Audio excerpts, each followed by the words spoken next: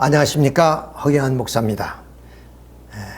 오늘은 원리강론 7장에 있는 기독론에 대해서 말씀을 드리도록 하겠습니다.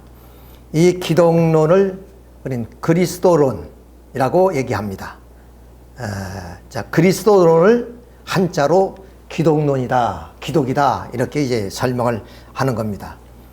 그런데 이 기독론은 대단히 난해한 내용으로 오늘 그 기독교 신학에서는 이야기를 하고 있습니다. 왜 그러냐면은 이 기독론은 말씀드린 것처럼 예수님의 그리스도된 예수님에 대한 하나의 논입니다.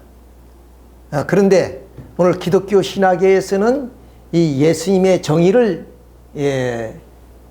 좀 정확하게 내리지 못하기 때문에 바로 이 예수님이 하나님이냐 또는 뭐는 완성한 인간이냐 이런 하나의 확실한 규명을 세우지 못함으로 인해서 바로 이 기독교 신학은 삼위일체를 통해서 이것을 설명하려고 하지만은 어떤 그 논리성의 결여라든가 여러 가지 부분에 의해서 말하면 충분한 설명을 하지 못하기 때문에 신학자들도 이 기독론에 대해서 아주 꺼리는 내용이고 특히 좀 강단에 서 있는 그 목사님들도 이 기독론에 대해서 상당히 어려워합니다.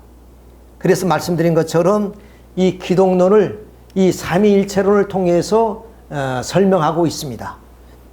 그런데 그 삼위일체론은 바로 이 예수님의 정의를 내리지 못하기 때문에 이 삼위일체론이 난해하게 되는 것이다. 그런 얘기입니다. 그래서 이 삼위일체론을 간단히 설명하면 한 번의 본질인 하나님이 세 위격으로 계시다는 겁니다. 그러니까 창조주 하나님, 그리고 성자의 하나님, 그리고 성신이 하나님 이렇게 좀 세 위격으로 계시면 즉 한 번의 그 하나님의 본질이 이렇게 세 위격으로 계시다.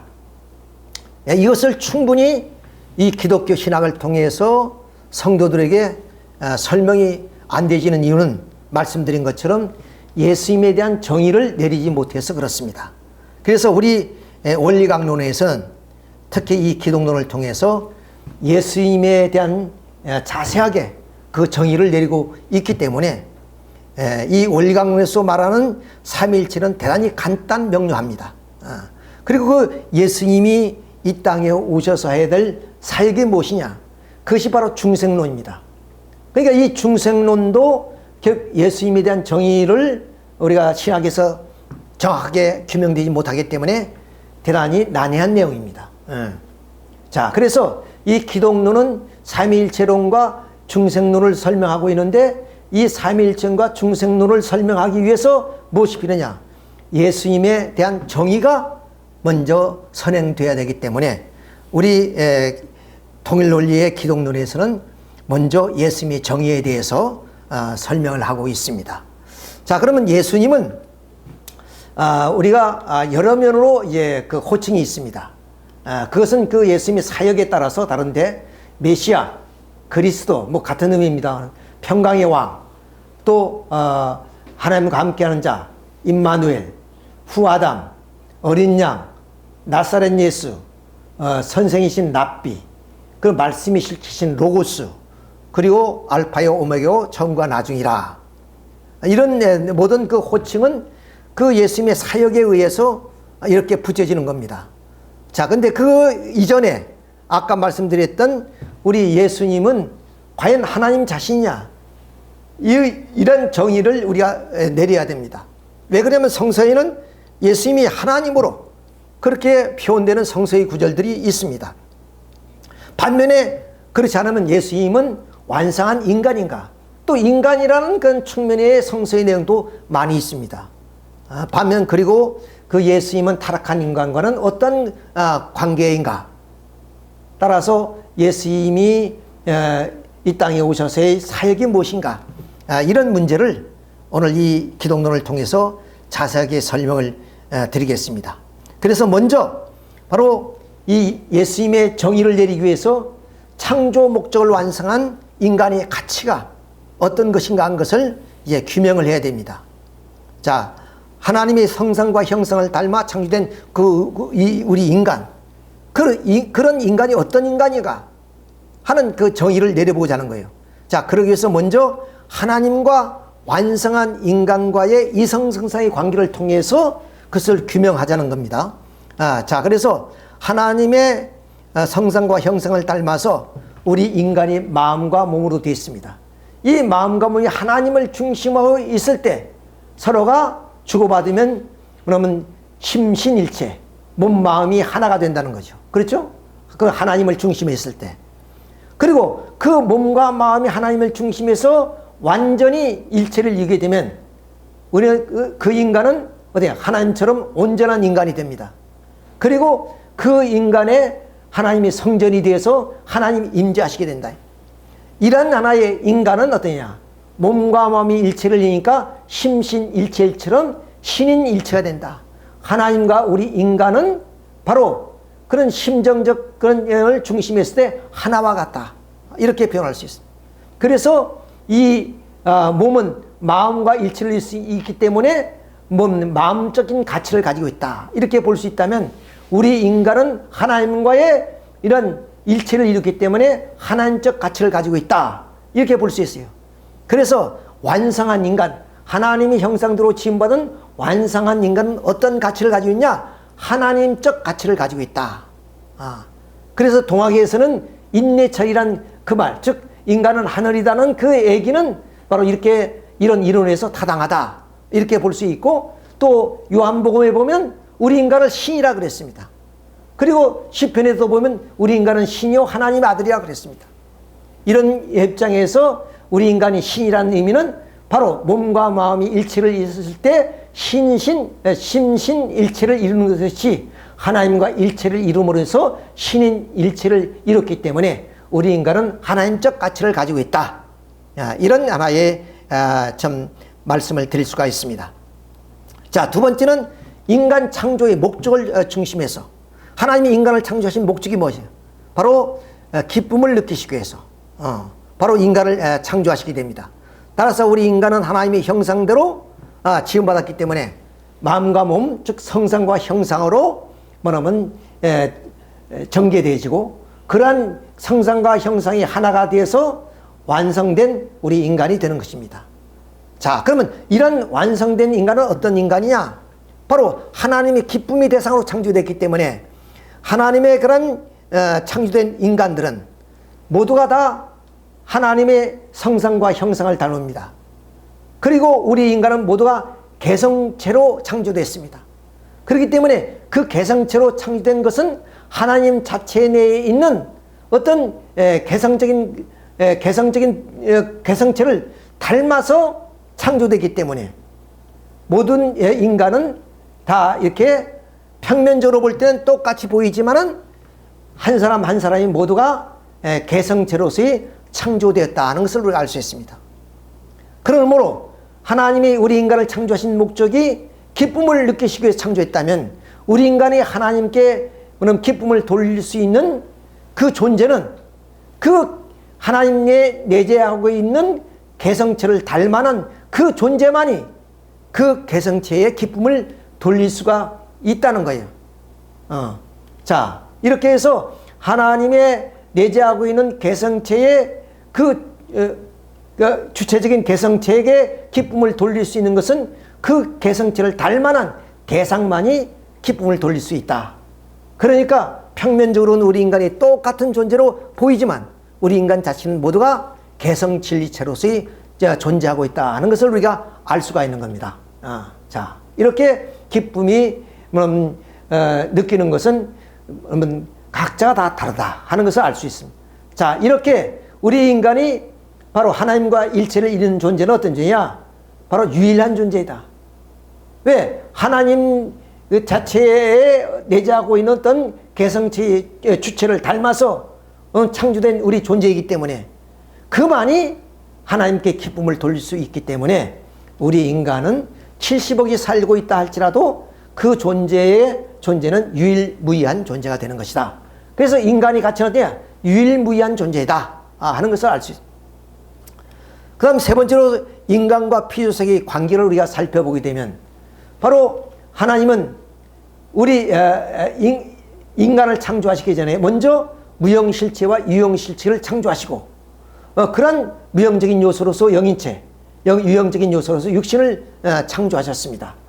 따라서 이런 무형실체 세계와 유형실체 세계가 서로가 이 인간을 중심으로 해서 바로 화동이 되고, 그러므로 해서 우리 인간은 이 무형, 유형 두 세계의 종합 실체상이 된다는 거예요. 그러니까 우리 인간의 가치는 뭐냐? 이 무형 세계와 유형 세계를 종합한 그러한 하나의 가치를 가진 존재가 된다는 얘기에 대해서. 자, 이것을 우리가 다시 자세하게 설명을 드리면, 하나님은 이 우주를 창조하시기 전에 인간을 본으로 해서, 이게 인간을 본으로 해서 그 인간은 이성성으로 되어 있으니까 이 세계도 이성성상의 그런 내용으로 창조했단 말이에요. 그래서 이 형상인 몸을 닮아서 자연세계를, 그리고 성상인 마음을 닮아서 우리 인간을 좀 무형실체를 창조하셨다. 그래서 몸과 마음이 일체를 이뤄서 완성한 인간이 되는 것처럼 이런 영계와 자연계가 하나의 세계를 우리는 천주라고 하는 것이다. 따라서 우리 인간은 이렇게 하나님이 창조한 이 우주 속에서 자연의 요소를 가지고 우리 인간을 창조하시고, 또한 영적인 요소를 가지고 영인체를 창조하셨다. 따라서 우리 인간은 흙과 물과 공기로서 육신을 창조했기 때문에 그 구조나 요소와 소성이 그럼 이 자연과 똑같다, 우주와 똑같다는 거예요. 그래서 우리 인간의 솜털은 초목과 같고, 우리 인간의 피부는 바로 지각과 같고, 근육은 지충과 같고, 혈관은 지하청 같고, 그리고 골격은 암충 같고, 골수는 용암충 같은 것이다. 그리고 이 지구가 70%가 물인 것처럼 우리 인체도 70%가 수분으로 되어 있다. 그리고 우리 우주가 오대양 6대로 되는 것처럼 인간도 오장 6부로 됐다. 이런 것이 우연의 어떤 일치가 아니라 하나님이 인간을 본으로 해서 이 우주를 창조하셨고, 이 우주의 자연의 요소를 가지고 육신을 창조했기 때문에 이러한 현상이 나오게 되는 것이다. 그래서 요소와 소성과 성분이 이렇게 갖게 되는 것이다. 그리고 영인체는 영적인 요소를 가지고 창조했기 때문에 우리 육신은 이 자연세계를 주관하고, 영인체는 이 무형세계를 주관함으로 해서 우리 인간은 바로 이 두 세계의 주관자가 되는 것이고, 그리고 또한 이 두 세계를 종합하는 실체상이 되는 것이다. 그리고 이 두 세계는 차원이 다른 세계이기 때문에 인간을 중심에서 화동시켜지는 화동체가 바로 우리 인간이다. 그러니까 우리 인간은 바로 이 우주가 크다 할지라도 바로 이러한 우주적, 천주적인 가치를 가진 존재다 하는 것을 우리가 이런 내용을 통해서 살펴볼 수가 있습니다. 자, 그래서 우리 인간은 어떠냐? 천주적 가치를 가지고 있다. 그래서 예수님이 온 천하를 잊고도 내 한 목숨 이론 무슨 소용이 있느냐? 즉, 내 한 생명이, 내 한 존재가 우주적 가치를 가지고 있기 때문에 우주적 그런 보다 더 귀한 존재다 하는 것을 우리는 설명하고 있습니다. 이렇게 해서 우리 완성한 인간은 어떤 존재냐? 이와 같은 가치를 가진 존재다 말이야. 그냥 뭐냐면 이래도 한 세상 저래도 한 세상 살다가 사라져가는 그런 존재가 아니라 우주보다도 더 큰 가치를 가지고 있고, 또는 하나님적 가치를 가지고 있고, 또 이 지구상에 70억 인류가 살지만 그 한 사람 한 사람이 바로 이런 우주적이고 천주적인 가치를 가진 그런 존재다 그래요. 그러니까 뭐 많으니까 한 사람은 없어도 된다는 것이 아니라 모든 생명체는 바로 이렇게 귀한 존재로서 태어났다 하는 것을 오늘 이 말씀을 통해서 설명하고 있다는 것을 우리가 알 수 있습니다. 만일에 시계 속에서 부품 하나가 이 지구상에 하나밖에 없다. 근데 그 부품이 있어야만이 이 시계가 작동한다면은 그 부품 하나는 이 시계의 가치와 같다 그 말이야. 그 부품이 비록 작은 걸지라도 없으면 이 시계가 작동이 안 되기 때문에 그 자그마한 부품이 하나의 가치는 이 전체의 시계의 가치와 같다는 것을 비교해 볼 때 우리 인간은 비록 작게 보이지만 그 가치로서는 이러한 가치를 가진 존재다 하는 것을 우리가 설명할 수 있습니다.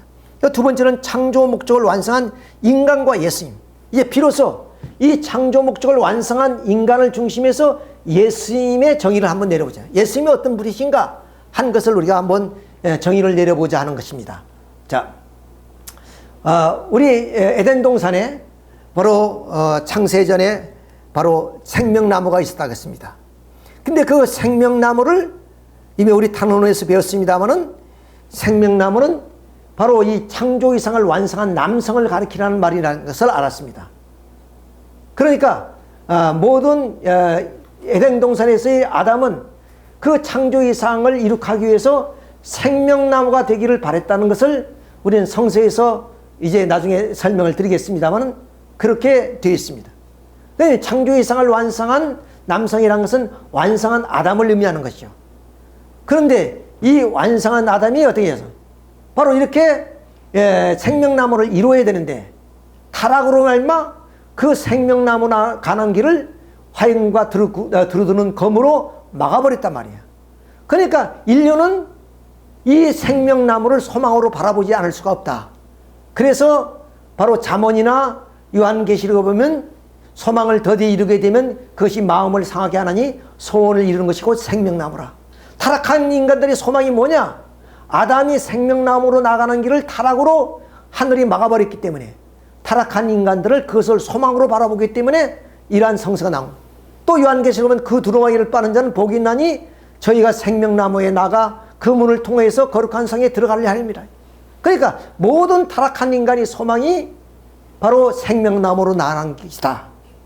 그 생명나무로 나아가기 위해서 다시 생명나무로 오시는 우리 구약시대 그런 유대인들이 기다리는 그런 소망, 그 신약시대에 오늘 기독성도들이 소망한 소망이 뭐냐? 바로 후아담으로 오신 예수 그리스도다 이게요. 자, 그러니까 예수 그리스도는 어떤 분이냐? 바로 생명나무로 이 땅에 오셔서 우리 타락한 인간의 소망을 이루어 주실 그런 분이시다. 근데 에덴 동산에 생명나무가 있었으니 그분이 누구였느냐? 창조 이상을 완성해야 될 아담이었다. 근데 아담이 타락으로 생명나무를 이루지 못했으니까 그 나무로서 이 땅에 오신 것이 바로 예수 그리스도다. 그렇기 때문에 예수 그리스도는 이런 완성한 아담과 같은 그런 분으로 오셨기 때문에 이 예수님 어떤 분이냐? 바로 창조 목적을 완성한 아담과 같은 그런 완성한 인간으로 오신 분이다. 인간으로 오신 분이다. 즉 예수님은 구세주 메시아라고 이렇게 하지만 그분은 어떤 입장이냐면 완성한 아담과 같이 바로 창조 이상을 완성한 남성으로 오신 분이다. 그러니까 완성한 인간이다. 예수님은 완성한 인간이다. 우리가 뭐 하나님이다. 그리고 인간과는 전혀 다른 그런 어떤 신성을 가진 그런 존재가 아니라 우리 인간처럼 그런 존재로서 이 땅에 오셨다 하는 것을 이렇게 우리가 알 수가 있습니다. 자, 그래서 예수님은 좀 창조 목적을 완성한 인간으로 오신 분이다 하는 것을 우리가 알아야 됩니다. 두 번째, 창조 목적을 완성한 인간과 예수님이 두 번째로 우리가 보게 되면, 자, 완성한 인간과 예수님은 뭐가 다르냐? 한번 관계를 조명해 보겠습니다. 창조 목적을 완성한 인간은 아까 규명했듯이 어디니? 완전한 사람이죠. 완성한 사람. 마태복음 5장 48절에 완전한 사람이다. 두 번째로서는 하나님이 신성을 가진 존재. 너희가 내 안에 내가 너희 안에 있는 것을 알 수 있으리 하신 말씀처럼 하나님의 신성을 가진 존재. 그래서 우리 인간은 하나님적 가치를 가진 존재예요. 두 번째로선 유일무이한 존재예요. 천주적인 가치를 가진 존재다. 이것이 완성한 인간의 뭐냐면 가치입니다. 완성한 인간의 모습이다 말이에요. 이것이. 자, 그러면 여기서 이제 그 완성한 인간과 예수님을 비교해 보려는데, 그럼 예수님은 어떤 분일까? 자, 예수님은 아까 말씀드린 창조 목적을 완성한 인간을 가지고 와 있다고 말씀했습니다. 아까 말씀드린 생명나무로 봤을 때 그분은 뭐냐? 아담이 완성해서 뭐냐면 그 창조 목적을 완성한 인간이 되듯이 바로 예수님은 그러한 창조 목적을 완성한 인간으로 왔단 말이야. 그런 분으로 오신 분이에요. 자, 그렇기 때문에 이 창조 목적을 완성한 인간의 가치와 다를 바가 없다고 말해요. 그러니까 다시 말씀드리면 예수님은 창조 목적을 완성한 인간으로 오셨기 때문에 창조 목적을 완성한 인간은 이런 가치를 가지고 있잖아요. 그러니까 예수님도 이런 가치를 가지고 있다는, 이런 가치를. 자, 그러면 이렇게 얘기하게 되면 어떻게 우리 인간이 예수님과 비교할 수 있느냐? 이렇게 반문할 사람도 있죠. 그런데 예수님의 가치가 추락되는 것이 아니라 본래 우리 인간의 가치는 이러한 가치 이상이 없단 말이에요. 이런 가치 이상이 없다는 거예요. 그러니까 예수님이 창조 목적을 완성한 인간으로 오셨기 때문에 이 완성한 인간의 가치를 다 갖추신 분이 예수님이다 말이에요. 자, 이렇게 우리가 볼 수 있는 것이고, 또 예수님의 가치가 아까 말씀드렸듯이 격화된 것이 아니라 우리 타락한 인간을 중심에서 봤을 때 완성한 인간의 가치가 이렇다는 것을 뭐냐면 격상시킨 것이다. 본래 우리 인간은 이런 가치를 가진 존재다. 그런 것이에요.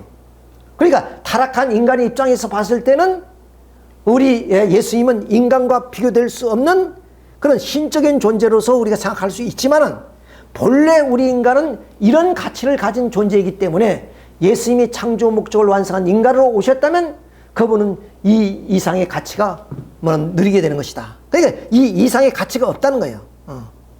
왜? 하나님적 가치를 가지고 있다. 유일무이한 가치를 가지고 있다. 천주적인 가치를 가지고 있다. 그 이상의 가치가 있느냐예요. 그러니까 예수님은 완성한 인간의 그런 가치를 지니신 분이시다 하는 것을 알 수 있어요. 자, 그것을 우리가 이제 그려보면, 자, 예수님은 이런 완성한 인간의 모습으로 이 땅에 오셨기 때문에 그 완성한 인간과 예수님을 중심에서 봤을 때, 여기서는 디모데후서 2장 5절을 보면 어떠냐? 우리는 예수님을 하나님이다, 신이다 이렇게 얘기했지만 디모데후서 2장 5절에 보면 하나님도 한 분이요 사람도 한 분이시 그 중보로 오신 분이 바로 예수입니다. 하나님과 그 중보가 예수님의 사람이다 하는 것을 여기서 증명하고 있어요. 누가복음 17장 20절에는 노아 때 된 같이 인자 때도, 즉 예수님 때도 예수님을 인자라 그랬어요. 또 로마서 5장 19절에는 한 사람이 한 사람이 순종치 않음으로 많은 사람이 죄인이 된 것처럼 한 사람이 순종함으로, 그러니까 한 사람이 순종치 않은 사람은 아담이요, 순종한 사람은 누구예요? 예수님이다. 예수님을 사람으로 인자로 표현하고 있습니다. 또 사도행전 17장 30절에는 이는 정하신 사람으로 하여금, 이 사람으로 표현했고, 고린도전서 15장 21절은 사망이 사람으로 말미암았으니 죽은 자의 부활도 사람으로 말미암다. 그러니까 아담으로 말미암아 죽었으니까 예수님으로 말미암아 부활이 이루어지게 된다. 이렇게 모든 성서는 예수님을 사람으로, 인간으로 표현하고 있다. 그 어떤 인간이냐? 창조 목적을 완성한 인간. 그것을 표방하고 있다는 것을 우리가 여기서 알 수가 있습니다. 그래서 예수님은 창조 목적을 완성한 인간이다 하는 하나의 결론을 내리게 됩니다. 자, 그러면 여기서 이제 성서가 말하는 내용에서 가장 그 난해한 내용들이 뭐냐? 바로 분명히 이제 이 원리를 통해서 예수님은 창조 목적을 완성한 인간, 하나님 자신도 아니고, 그리고 완성한 그 어떤 신적인 존재도 아니고, 우리 인간, 완성한 인간과 다를 바 없는 완성한 인간이다 이게야. 그런 분으로 이 땅에 예수님이 오셨다.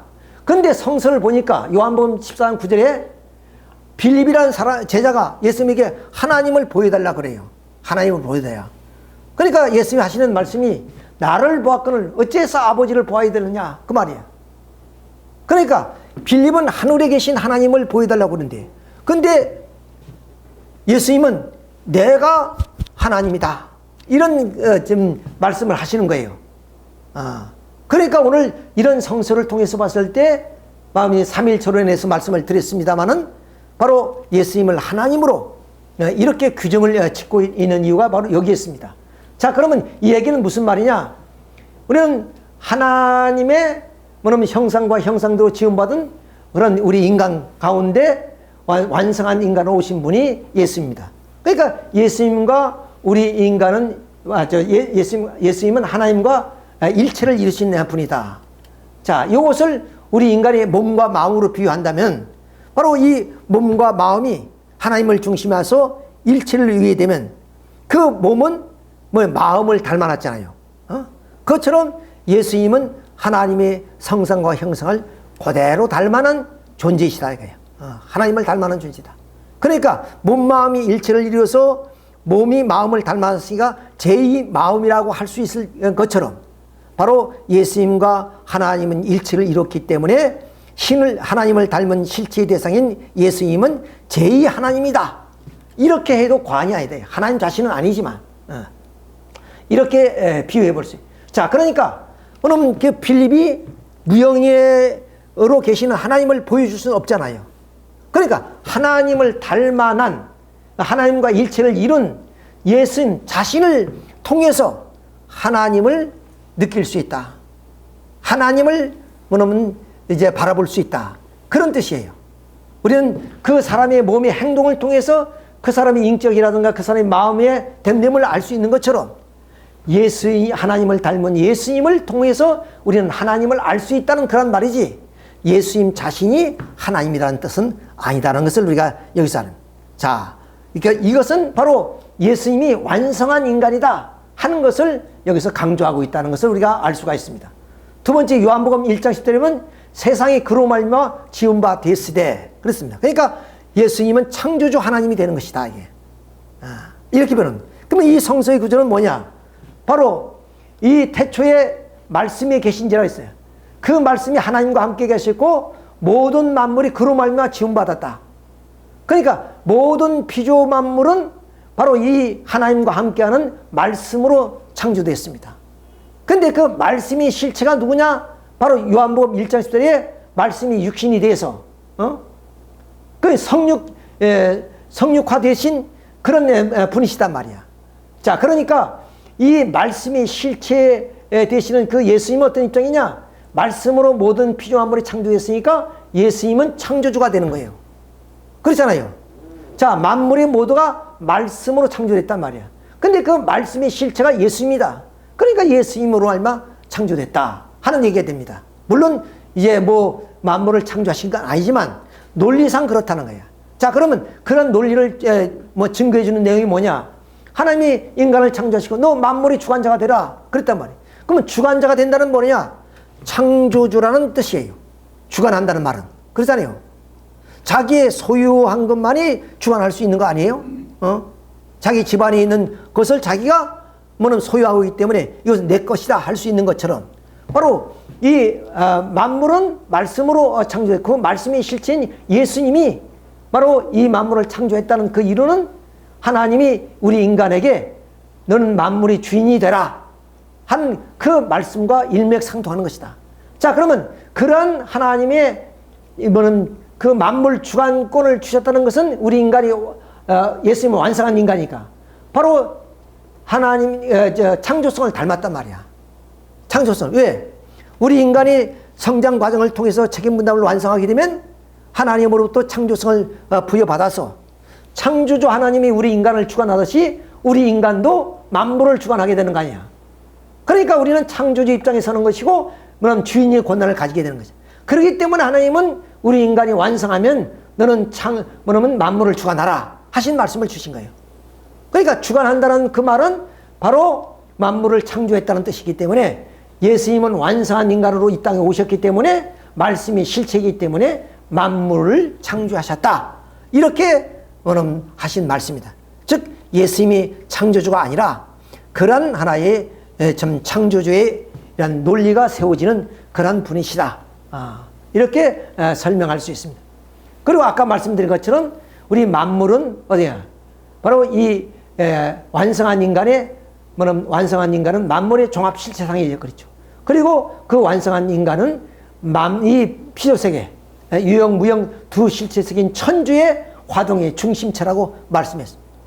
자, 이런 의미에서 봤을 때 바로 예수님이 창조주가 되는 것이다 하는 것을 이런 이론을 적으로 말씀을 드리고 있고, 그것은 바로 예수님은 창조 목적을 완성한 인간이라는 것을 강조하기 위한 내용이다 하는 것을 알 수가 있습니다. 그 다음 세 번째로서 요한복음 8장 58절에 아브라함 나기 전부터 예수님이 있었다. 그러니까 예수님은 하나님이다. 이런 결론이 나오죠. 왜? 우리가 예수님을 족보로 따지면은 그러면 42대 그런 조상이에요. 그렇잖아요. 근데 어떻게 해서 예수님이 그런 족보를 통해서 봤을 때는 예수님이 아브라함이 후손이지 어떻게 아브라함이 조상이 될 수 있냐. 그것은 이 말씀은 뭐냐. 예수님은 아브라함의 한 42대 후손이지만은 그건 혈통적으로 봤을 때 그렇다는 거예요. 그러나 하나님이 이 복귀 섭리의 입장에서 봤을 때 그럼 예수님은 아담 대신 인류 조상 대신 이 땅에 오신 조상으로 오셨단 말이야. 그렇죠? 그 조상으로 오셔서 그 예수님으로 말미암아 모두가 중생함으로 인해서 인류로 거듭나게 되는 것입니다. 그러니까 예수님은 이 아담 대신 인류의 조상으로 왔기 때문에 이 아브라함도 예수님을 통해서 이제 거듭나는 중생의 그런 입장에 있어야 된다. 그러므로 인해서 예수님은 아브라함 나기 전부터 있었다 하는 하나의 논리가 세워지는 것입니다. 그래서 예수님은 선의 인간 조상이라는 것을 여기서 강조하는 것이지 예수님이 하나님이라는 뜻은 아니다 하는 것을 우리가 알 수 있습니다. 근데 예수님은 만약 하나님이라면 어떠냐? 영계에서 영인처로 계시는 예수님이 하나님께 기도하고 계시다나 로마서에 보면 그런 내용이 있겠죠. 그 다음 또 마태복음 27장 46절에 뭐냐면 나의 하나님 나의 하나님 어찌 나를 보시나이까 이렇게 좀 십자가상에서 그런 말씀하셨고 또 좀 겟세마네 동산에 가서도 그런 기도를 3번이나 올리지 않습니까? 그리고 마태복음 17장 5절에 보면 이는 내 사랑하는 아들이요 내 기뻐하는 자니라. 그러니까 이 예수님을 우리가 하나님으로 보는데 하나님이 아니라 하나님의 아들이라는 것을 여기서 이 성서를 통해서 우리가 볼 수가 있습니다. 특별히 이 그림을 보면 예수님은 이제 만찬을 끝나고 이제 겟세마네 동산에 가서 제자들 데리고 와서 기도를 하시는데 3번이나 피눈물로 기도를 하시죠. 그 기도의 내용이요. 하나님 아버지 할 만하면 이 잔을 명쾌해달라고 간곡하게 기도드린다. 아니 하나님 앞에 기도할 수 있습니까? 자, 이것은 바로 예수님이 하나님이라는 뜻이 아니라 바로 이렇게 인간 조상으로서 이 땅에 오셨다는 것을 의미하는 것이고 하나님의 아들이라는 것을 증명해 주는 이런 성적 내용이라는 것을 우리가 여기서 알 수가 있습니다. 그래서 예수님은 어떤 인간이냐? 하나님 자신이 아니라 완성한 인간으로 완성한 인간으로 이 땅에 오신 분이다 하는 하나의 예수님의 정의를 내릴 수가 있습니다. 그럼 세 번째, 그러면 그 예수님이 완성한 인간으로 오시는데 그럼 타락한 인간과의 비교를 해봐야 됩니다. 물론 타락한 인간은 어떤 입장이고 예수님은 이미 말씀드렸듯이 창조 목적을 완성한 인간이니까 그 창조 목적을 완성한 예수님과 타락한 인간과의 관계를 한번 비교해 보도록 하겠습니다. 자, 우리 타락한 타락은 바로 에덴 동산에서 아담과 하와가 천사와 불륜한 사랑의 관계로 인해서 타락해 버렸죠. 자, 그럼으로 인해서 우리 인간은 어떠냐? 하나님의 아들, 딸이 아니라, 그러면 이제 마귀 사탄이 자식이 됐다. 예수님도 뱀들아, 독사의 새끼들아, 이런 말씀 하시죠. 그 뱀이 자식, 마귀 자식이 됐고, 그럼으로 인해서 이 좀 천사, 이 천사가 종이었는데 이 종을 우러러 볼 수 있는 그런 천한 자리로 떨어졌다. 그것이 우리 타락한 인간의 모습이다. 그리고 우리 인간은 원죄를 가지긴 그런 존재가 돼서 늘 사탄이가 침범할 수 있다. 원죄를 갖다는 말은 무슨 말이냐? 사탄이 침범할 수 있는 조건을 가지고 있다. 즉 사탄이가 너는 내 자식이다. 이것을 뭐냐면 이제 규명되어지는 내용이 바로 이 원죄입니다. 원죄가 있다는 말은 하나님 자식이 아니라 마귀의 자식이다. 그것을 의미하는 그런 하나의 사탄이가 침범할 수 있는 조건을 가진 존재다. 그러니까 늘 우리가 기도하고 늘 청렴하고 그리고 신앙인으로서의 바르게 살려고 노력하면 노력할 수가 없느냐. 사탄이가 항상 시험하잖아요. 그건 왜 그러냐? 원죄가 있기 때문에. 사탄이 자식이라는 그런 원죄가 있기 때문에 바로 우리는 그 사탄이 굴레에서 벗어나려고 하면 할수록 사탄은 집요하게 우리 인간을 침범하게 되는 것이다. 할 수 있습니다. 그 다음 우리 타락한 인간은 하나님 뜻과는 관계없는 그런 곳에 살고 있다. 하나님의 심정을 헤아릴 수 없는 그런 입장으로 떨어졌다. 또 타락한 인간은 아무리 우리가 노력하더라도 그 가치를 인정받을 수 없는 존재, 미물보다도 못하고 한 줌의 흙만도 못한 그런 하나의 무가치한 존재, 이것이 타락한 인간의 그런 하나의 모습입니다.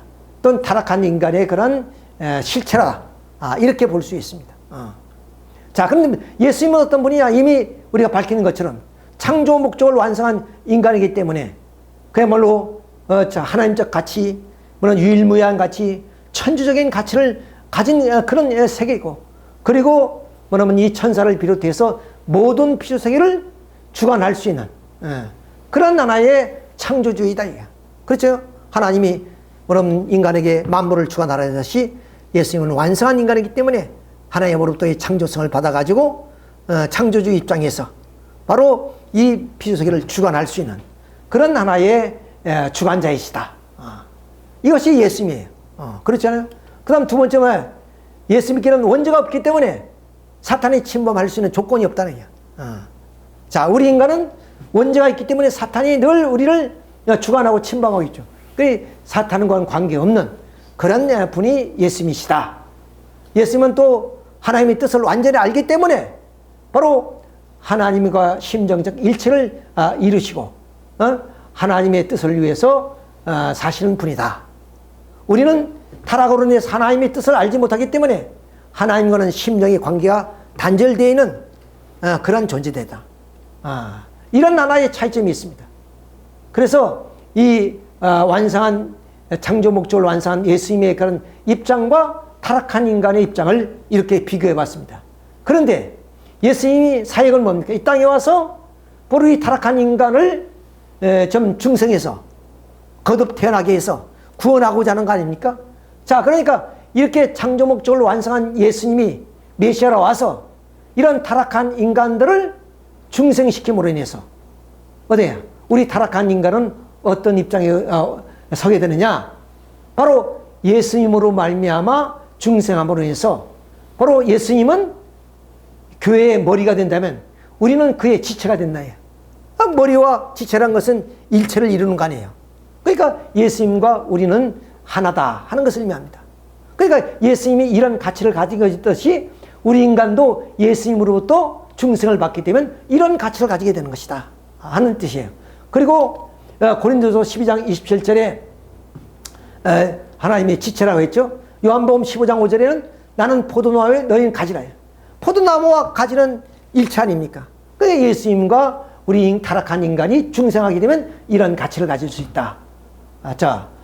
로마서 11장 17절, 또 요한복음 15장 20절, 요한 1서 3장 2절, 고린도서 15장 23절 모두가 다 예수님과의 일체를 설명하고 있고 우리가 이렇게 중생되면 이러한 가치를 가지게 된다는 것을 설명하고 있는 것입니다.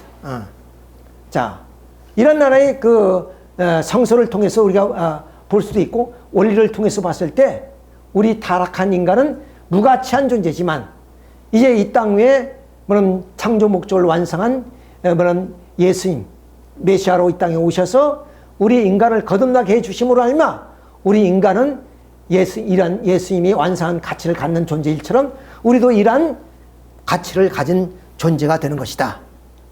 이렇게 중생의 역사라는 건 이렇게 중요한 것이다 하는 것을 우리가 알 수가 있습니다.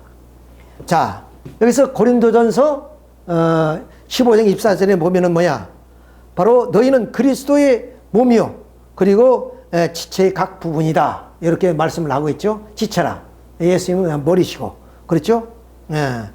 또 요한복음 15장 5절에는 뭐 친구다 뭐 이런 표현까지도 쓰고 있습니다. 그러니까 일체라는 뜻입니다. 모두가 일체라는 뜻 그런 그 일체를 이루면 이러한 하나의 가치를 가진 존재가 되는 것이다 하는 것을 말씀을 드리고 있습니다. 따라서 우리 인간이 예수님으로부터 중생을 받으면 예수님은 아버지가 되고 우리는 자녀가 되는 그런 하나의 위치에 있는 것이다. 그 아버지와 부자지 인연 아니면 부자지 인연이라는 것은 일체를 의미하는 것이요. 그 격이 이럴 때 예수님은 아버지 격이라면 우리는 자녀의 격이다. 이런 설명을 우리가 드릴 수가 있는 것입니다. 자, 그러면 아까 서론에 말씀드렸던 이 중생론과 삼위일체론에 의해서 설명을 드릴 수 있는 것은 뭐냐? 이미 예수님에 대한 정의를 내렸기 때문에 이 중생론과 삼위일체론에서 말씀을 드릴 수 있습니다. 자, 이 중생론에 대해서는 지난 시간에 자세히 말씀을 드렸습니다만 다시 한번 말씀을 드린다면 바로 이 니고데모라는 사람이 몰래 예수님을 찾아옵니다. 예수님이 그 니고데모에게 하시는 말씀이 뭐냐? 바리새인 중에 니고데모라는 사람이 있으니 이는 관원이라. 그러니까 참 고급 관리라 그랬죠. 이렇게 니고데모가 그 예수님이 이 니고데모에게 하시는 말씀이 뭐냐? 그럼 거듭나라 그랬습니다. 거듭나라. 내가 이르노니 사람이 물과 성령으로 나지 않으면 하나님 나라에 들어갈 수가 없다. 대답하여 가라사대 진실로 진실로 내게 이르노니 사람이 거듭나지 않으면 하나님 나라에 볼 수가 없느니라. 왜? 예수님이 뭐냐면 이 니고데모에게 거듭나라는 말씀하시니까 내 몸이 늙어서 어떻게 해서 어머니 좀 복중으로 들어가서 다시 태어날 수 있습니까? 그러니까 물과 성령으로 거듭나라는 말씀하십니다. 이게 거듭나는 그것을 말하면 중생이라 그런 거죠. 중생. 아까 말씀드렸죠. 중생을 통해서 우리 인간은 아무런 가치도 없는 존재가 결국 중생으로 말미암아 창조 목적을 완성한 가치를 가진 존재로서의 거듭남이 되는 것이다 하는 말씀을 드렸듯이 중생이란 것은 바로 거듭남을 의미하는 것이기 때문에 그러한 사역을 하기 위해서 예수님이 이 땅에 오시게 되었다 하는 말씀을 드립니다. 그런데 이 니고데모에게 하신 말씀은 오늘 구체적으로 설명을 하지 않고 물과 성령으로 거듭나야 된다 하는 말씀하십니다. 그런데 바로 이 가버나움에서 예수님은 그 제자와 그리고 바리새인들에게 구체적으로 중생에 대한 말씀을 하십니다. 그 말씀이 뭐냐? 예수께서 이르시되 내가 진실로 진실로 너에게 이르노니 인자의 살을 먹지 아니하고 인자의 피를 마시지 아니하면 너희 속에 생명이 없느니라 했습니다. 내 살을 먹고 내 피를 마시는 자는 영생을 가졌고 마지막 날에는 내가 그를 다시 살리니 내 살은 참된 양식이요 내 피는 참된 음료로다. 내 살을 먹고 내 피를 마시는 자는 내 안에 거하고 나도 그 안에 거하느니 살아계신 아버지께서 나를 보내심에 내가 아버지로 인하여서 사는 것 같이 나를 먹는 그 사람도 나로 인하여서 살리라 그랬습니다. 그러니까 결국 아까 니고데모에게는 물과 성령으로 거듭나라 하는 말씀을 하시는데 이제 제자들과 바리새인들에게는 구체적으로 이 중생에 대한 말씀을 하시는데 뭐냐면 예수님의 몸과 피를 마셔야 되만이 뭐냐면 거듭날 수 있다. 새 생명을 얻을 수 있다. 구체적인 말씀을 하시는 거예요. 그러면 그때 당시에 사람들이 식인종이에요? 예수님이 피와 살을 먹게.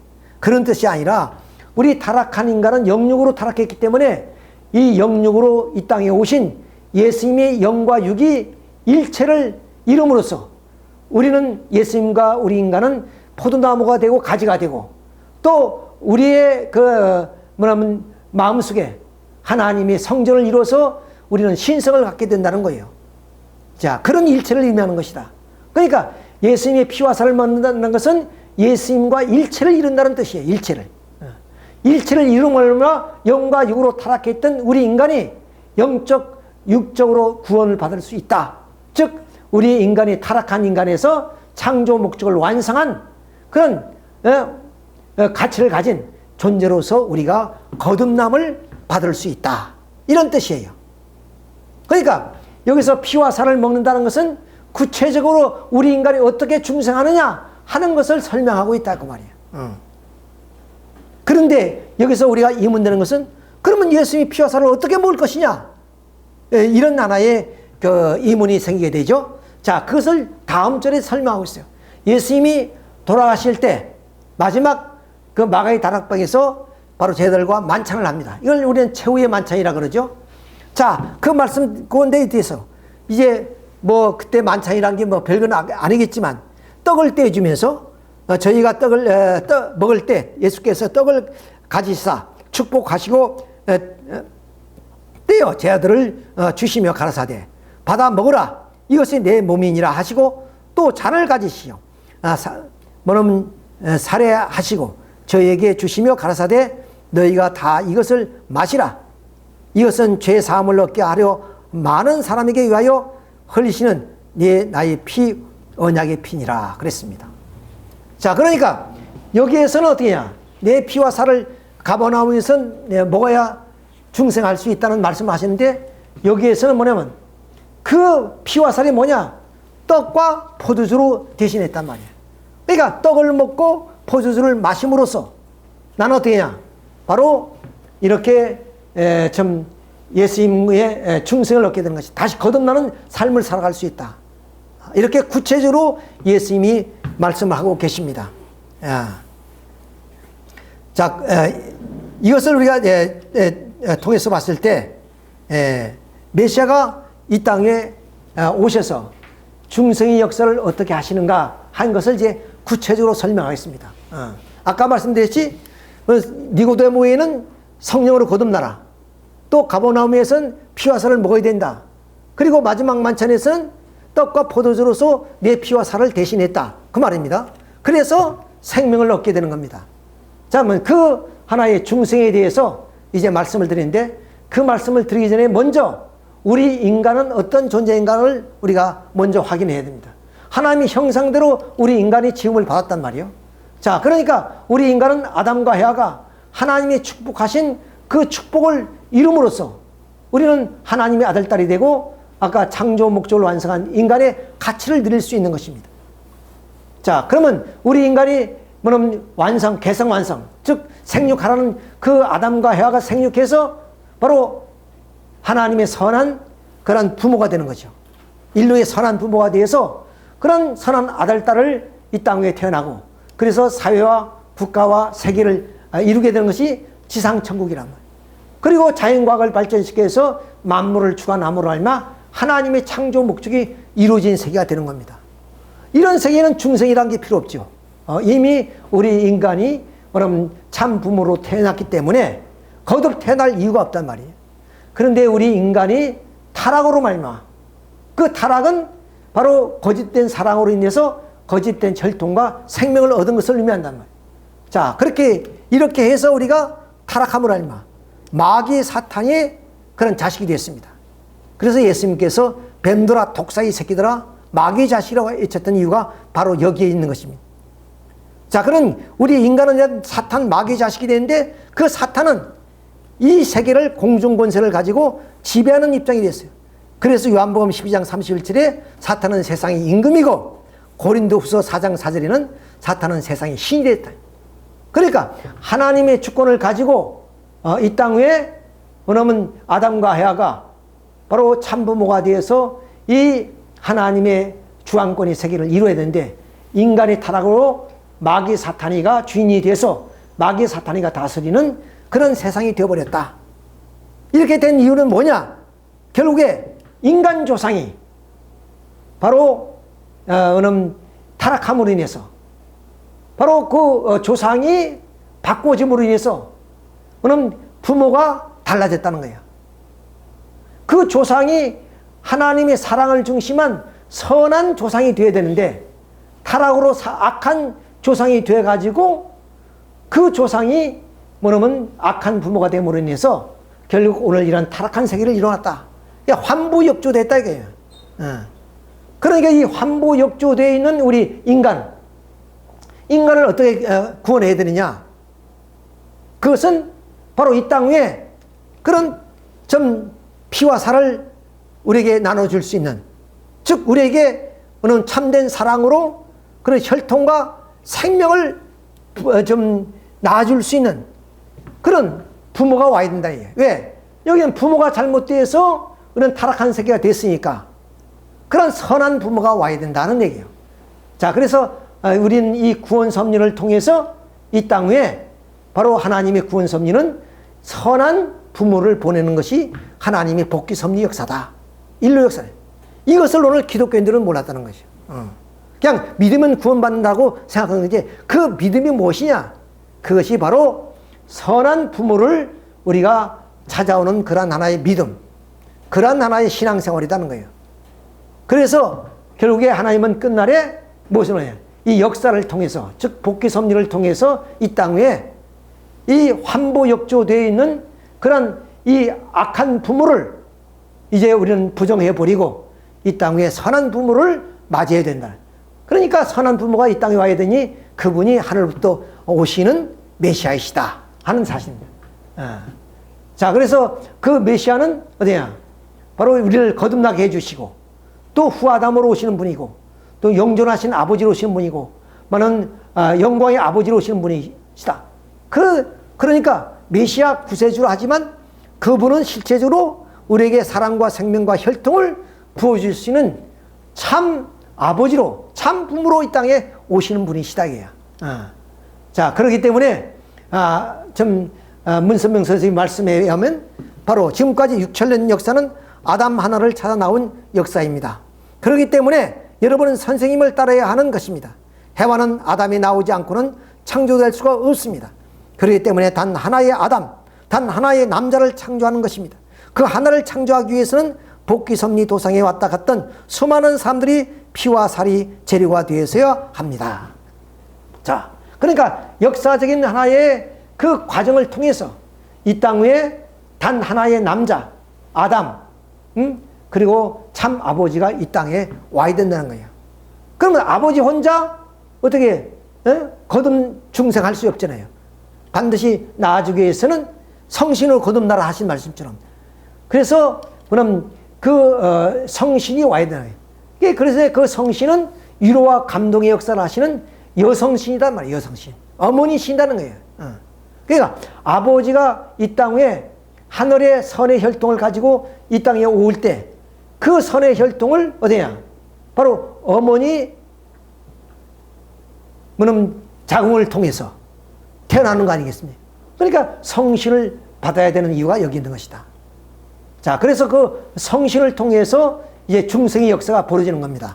그것을 잠깐 우리가 설명을 드리게 되면은 바로 우리 인간은 이 로마서 11장 10절에 돌감난 나무는 뭐야? 참감난 나무의 접부제야. 참감나무 열매를 맺을 수 있다고 그랬습니다. 그러면 돌감나무가 무엇이냐? 그것은 우리 타락한 인류를 말하는 거예요. 타락한 인류. 즉 우리 인간은 이 천사적인 유혹에 의해서 결국 혈연관계를 통해서 우리 인간이 타락했습니다. 그래서 이 악의 혈통을 번식했단 말이에요. 그러니까 이 돌감나무라는 것은 악의 혈통을 번식한 우리 타락한 인간을 표현한 거예요. 그러면 이 타락한 인간이 그럼 이 참감나무라는 말은 뭐냐? 선한 하나님의 혈통을 이어받은 그런 뿌리 되시는 분에 접붙여가지고 그 선의 혈통을 이어받아야 된다 하는 뜻이에요. 그러니까 이 돌감나무 같은 죄악의 뿌리를 찍어버리고 그런 참부모의 선의 혈통을 이어받기 위해서 그에게 접붙임으로 인해서 선의 열매를 맺을 수 있다. 참감나무 나무 열매를 맺을 수 있다는 거예요. 자, 이것을 바로 이 사도 바울은 비유로 말씀하신 겁니다. 그러니까 우리 타락한 인간은 어떻게 구원받느냐? 바로 이 사탄 마귀와의 이런 관계를 끊어버리고 이 땅 위에 그럼 참 부모로 오신 그 참 부모님을 우리가 맞이해서 그분으로부터 우리가 축복인 중생을 받음으로써 비로소 우리 인간은 어떻게 하냐? 거듭나게 되는 거예요. 거듭나게 된다. 거듭남으로 해서 우리는 예수님과 우리는 일체를 이루어서 예수님의 참된 사랑을 통해서 선의 혈통과 생명을 우리는 받게 되는 것이다. 이것이 중생이라는, 이것이 중생이라. 그러니까 아까 서론에 말씀드렸듯이 니고데모는 바로 성령으로 거듭나라 하신 말씀을 구체적으로 가버나움에서는 내 피와 살을 먹어야 된다 말씀하셨고, 그 다음 최후의 만찬에서는 떡과 포도주를 부어주면서 이것이 내 피와 살이다 그랬습니다. 그러니까 하나의 상징이죠. 그런데 이 땅 위에 이제 참 부모로 이 땅에 오신 메시아 구세주는 어떠냐? 그건 떡과 포도주 그것만으로 되는 것이 아니라 실체적으로 이 축복을 통해서 우리 원전을 다 청산하고 이제는 우리 이 참 부모를 닮아서 참된 자녀로 거듭나게 되는 것이다 하는 것을 우리가 알 수 있어요. 그래서 예수님은 인류의 조상이요 참 부모로 오시고 우리 인간은 그 참 부모에 접붙여 가지고 중생함으로써 바로 참 부모님이 자녀가 되는 것이다. 이것이 바로 중생이라는 하나의 내용이 되겠습니다. 이렇게 해서 중생함으로 인해서 이렇게 중생의 역사를 통해서 비로소 이 타락한 인류가 모두가 거듭나는 역사를 하게 됩니다. 그래서 결국 우리 인간은 본래의 창조 목적이 이루어진 그런 하나의 세계를 이루게 되는 것이다. 자, 이런 하나의 섭리 역사를 펼쳐나온 것은 이 땅 위에 참 부모를 보내기 위한 하나님의 섭리 역사다. 그래서 이스라엘 민족의 할례라든가 또한 기독교인들이 세례나 성례전을 한 내용이나 우리 통일교에서의 축복 행사는 모두가 다 이런 중생의 그런 하나의 역사의 과정이다 하는 것을 말씀을 드립니다. 그 예를 한번 들으면 이스라엘 민족이 세례를 하지요. 할례를 하지요. 자, 남자아이가 태어나면 8일째 날 이렇게 좀 할례를 해서 그러면 사망이를 피를 뽑았다는 하나의 증거입니다. 이렇게 상징적으로 이런 중생의 역사를 펼쳐나갑니다. 그렇죠? 그 다음 이제 신약시대에 들어와서는 이런 하나의 세례식 그리고 성찬식을 통해서 이런 중생의 그런 하나의 과정을 거치는 거예요. 이런 모든 것이 완전한 축복식을 이룰 때까지 이런 하나의 과정을 거치는 겁니다. 이게 성찬식 하는 장면이죠. 그 다음 이제 비로소 이 땅 위에 참 부모님 오신 참 부모님을 통해서 이런 축복 행사를 통해 가지고 이제는 완전히 거듭나는 중생이 이루어지는 겁니다. 그래서 중생, 부활, 영생의 길로 가게 되는 것이다. 그러니까 이 중생이라는 것은 어떤 것이냐? 우리는 사망에서 생명으로 가는 것이요. 죽음에서 우리는 거듭 태어나는 것이다. 이 말이에요. 그러니까 우리 인류 역사 속에 가장 귀한 것이 무엇이냐? 참부모님 말씀하시되 축복이다. 왜? 축복은 바로 인류 조상이 에덴 동산에서 생명나무를 소망으로 바라보다가 생명나무를 이루지 못했단 말이야. 그리고 예수님도 생명나무로 오셨지만 그 생명나무의 사명을 다하지 못하고 가셨기 때문에 영적으로 2000년 역사에 아버님 그는 복귀 역사를 해왔단 말이야. 근데 이제는 참부모님이 생명나무로 오셔가지고 그 생명나무에 접붙이는 것이 바로 축복 행사고 그 축복을 통해서 거듭나는 중생의 역사가 벌어지는 것이기 때문에 우리 생명만큼 중요한 것이 어디 있습니까? 죽은 입장에서 말하면 다시 우리는 생명으로 우리가 이렇게 거듭 태어난다는 것은 무엇을 주고도 바꿀 수 없는 귀한 것이다. 그래서 참부모님은 축복이 가장 귀한 것이다. 그리고 그 축복을 받음으로써 저 본향세계에서 말하면 나와 함께 할 수 있을 것이다.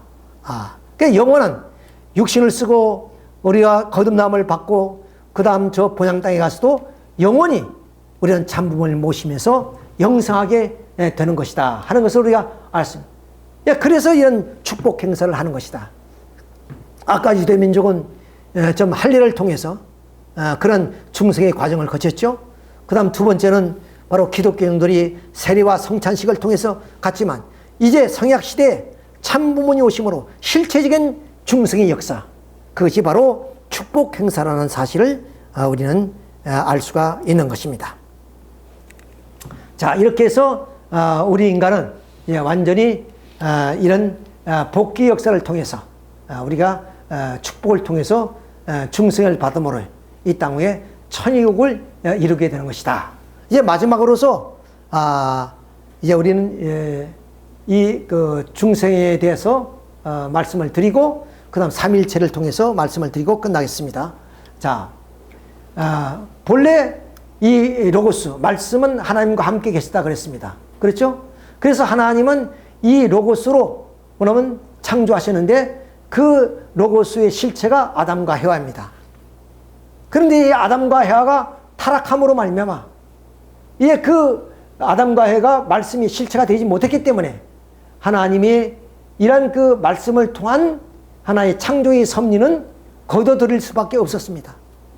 그래서 오늘 4,000년 역사를 펼친 다음에 에덴 동산에서 아담과 해와를 창조하듯이 바로 이 땅 위에 뭐냐면 말씀의 실체로서 예수님을 보내셨단 말이에요. 그렇잖아요. 그 예수님이 이제는 이 땅 위에 후 아담으로 오셔서 바로 참 아버지와 참 어머니 입장에 서서 이렇게 그럼 성도들을 축복해 주므로 중생의 역사를 펼치는 것이다. 그런데 예수님이 십자가에 돌아가심으로 알마 우리 인간이 영육으로 구원받아야 될 중생의 역사가 실패하게 됐다.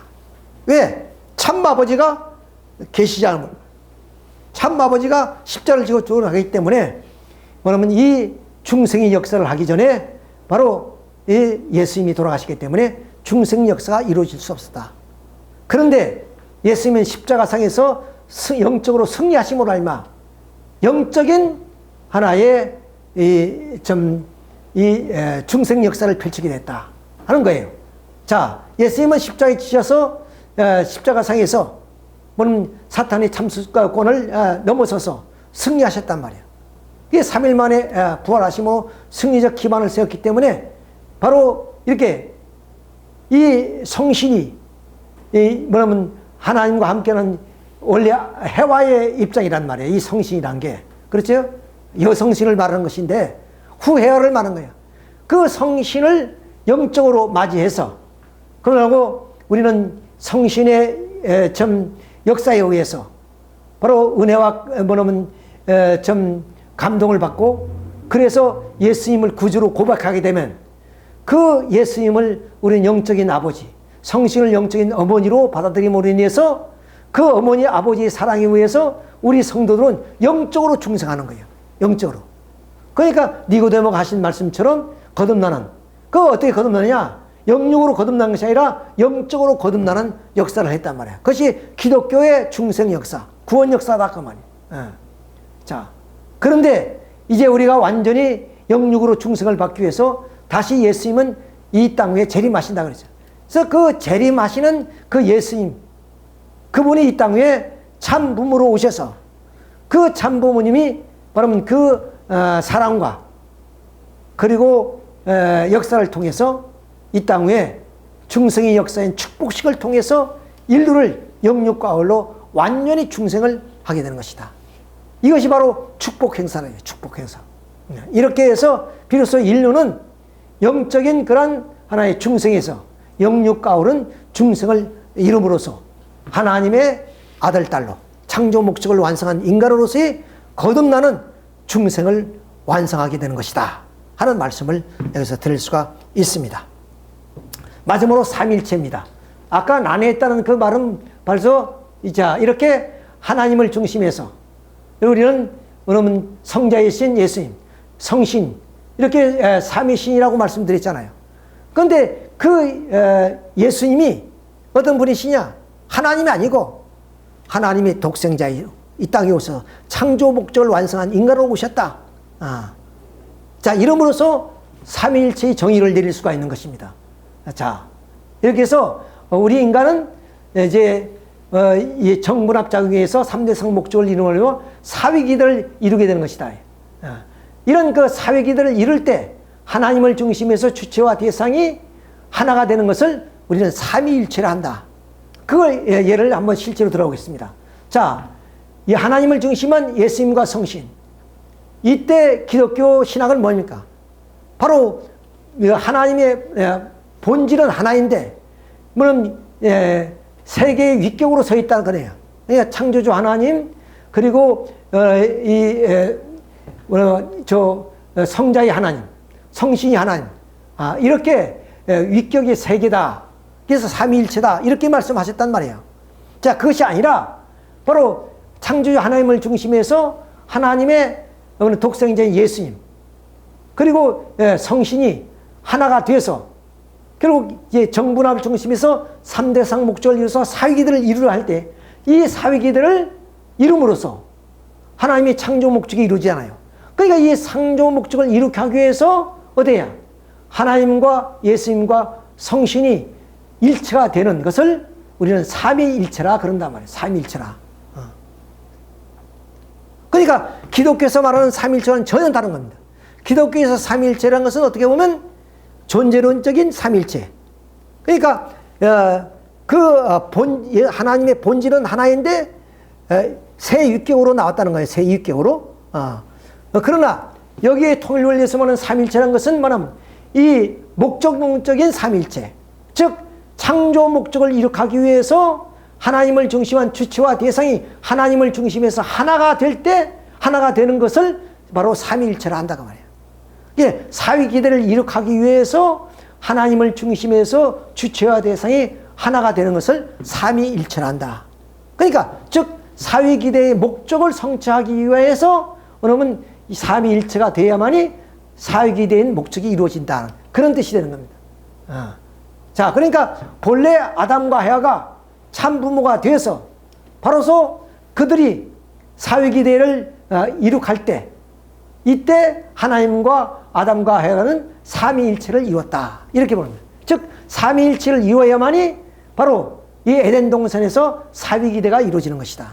그러니까 사위기대를 이루기 위한 그런 하나의 목적을 중심해서 그러면 하나님을 중심한 주체와 대상이 하나 된 것을 삼위일체라 하는 것이다. 그런데 우리 인간이 타락해서 사탄을 중심으로 해서 이 아담과 해와가 바로 사탄을 중심한 사위기들을 이뤘기 때문에 이때 사탄을 중심한 삼위일체가 이루어졌다. 이것을 사탄을 중심한 삼위일체라 그런 것이다. 자, 그러면 본래 예수님이 실체적인 삼위기들을 이루었는데 결국 유대인에 의해서 예수님이 십자가에 돌아가심으로 말미암아 어디야? 이런 실체적인 그런 삼위일체를 이루지 못하고 영적인 삼위일체를 이뤘단 말이에요. 즉 영적인 사위기대를 이루는데 하나님을 중심해서 예수님의 성신이 삼위일체를 이룬 것이다. 자, 그러면 이제 다시 예수님이 이 땅에 오셔서 참부모로서 영육과울로 그러면 이 땅에 중생 역사를 이루게 되면 그래서 창조 목적을 이루게 될 때 이때 하나님을 중심한 주체와 대상 즉 재림 주님과 참 아버지와 참 어머니가 삼위일체를 이룸으로써 결국에 사위기대를 이룬다. 창조 목적을 완성하게 되는 것이다. 이것이 오늘 실체적인 삼위일체다. 이렇게 말씀을 드릴 수 있습니다. 따라서 우리 각 개체도 어떠냐? 우리 가정에 이렇게 하나님을 중심해서 부부가 일체가 돼가지고 즉 하나님을 중심해서 삼위일체를 이름으로 말미암아 어디야? 가정적 사위기대가 이루어지게 되는 것이다. 그래서 이 삼위일체는 이 원리에서 말하는 삼위일체와 기독교의 삼위일체는 전혀 다른 개념이다 하는 것을 우리가 알아야 됩니다. 좀 어려운 내용이긴 합니다만은 자, 이렇게 해서 오늘 기독론에 대해서 전반적인 말씀을 드렸습니다. 여러분 수고하셨습니다. 감사합니다.